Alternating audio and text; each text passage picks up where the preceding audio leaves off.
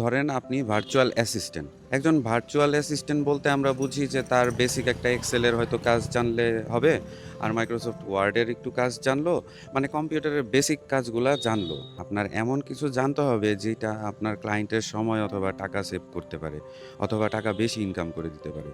তো ধরেন আপনি একজন ভার্চুয়াল অ্যাসিস্ট্যান্টই যদি হইতে চান, তাহলে আপনি পাশাপাশি যদি একটু ভিডিও এডিটিং শিখেন, তাহলে আপনার যদি এমন একটা ক্লায়েন্ট পান যে ক্লায়েন্ট ভিডিও বানায়, তার ভিডিও এডিটিংয়ে যদি আপনি হেল্প করতে পারেন, তার যদি একটু সময় বাঁচায় দিতে পারেন, তাহলে আরেকজন ভার্চুয়াল অ্যাসিস্ট্যান্টের বদলে আপনাকে নিবে। কারণ আপনাকে নিলে তার একটু সময় বাঁচবে।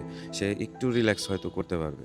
আর আমি যা বলতেছি সবই সম্ভব এআই দিয়ে। এগুলা কিন্তু আগের চেয়ে যে কঠিন হয়ে গেছে এরকম না। আগের চেয়ে সহজ হয়ে গেছে দেখেই কিন্তু আপনি একজন মানুষ হিসেবে আগের চেয়ে অনেক বেশি কাজ করতে পারবেন। আর বেশি কাজ করতে পারবেন মানেই যে আপনার বেশি লং আওয়ার কাজ করতে হবে, বিষয়টা এমন না। আপনার স্মার্টলি কাজ করতে হবে। আর হার্ড ওয়ার্ক তো অলওয়েজই করতে হবে। হার্ড ওয়ার্কের তো বিকল্প হয় না। কিন্তু আপনার স্মার্টলি কাজ করতে হবে এই এআই এর যুগে।